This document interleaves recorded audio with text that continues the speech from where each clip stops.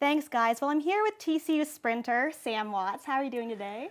Pretty good. Good. How are you? So 20.69, fastest time in the 200 meters, not just locally or nationally, but in the world. Right. And you've had a couple days to kind of think about that, but has it really sunk in yet? No, not really in one word.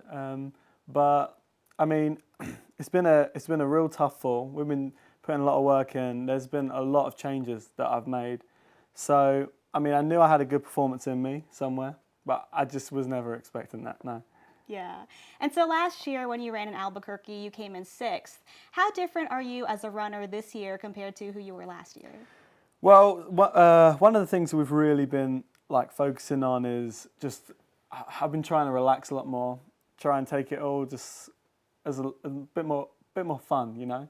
And I mean, last year I was always so focused on, oh, this little aspect of my race isn't good enough, this pit isn't good enough, you know. Maybe I would get a bad start and like I'm already. But now I'm really just relaxed and I'm just having fun and, you know.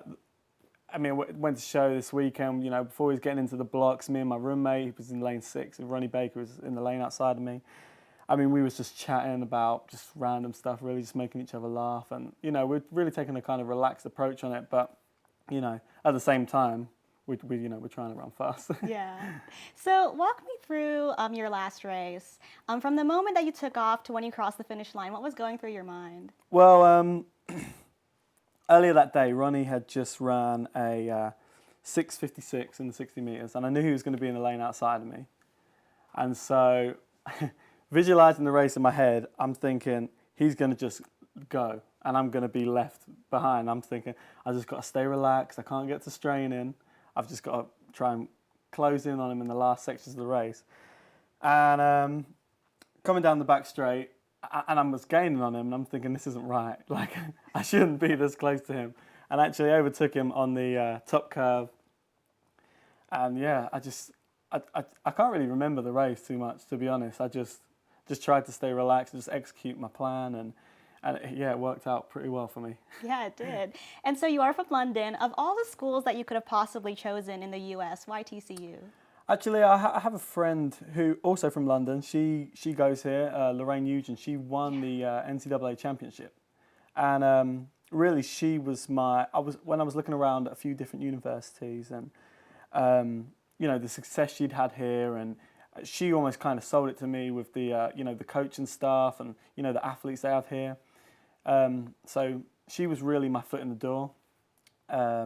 But I'm so glad I made this choice, obviously. Yeah. And finally, probably the question that is on everyone's mind, is the Olympics in your future? Of course, absolutely, yeah.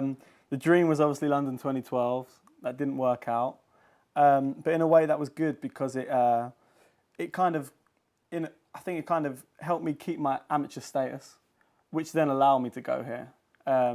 And so there's obviously a bigger plan, and Rio is now the next Olympics coming up, 2016.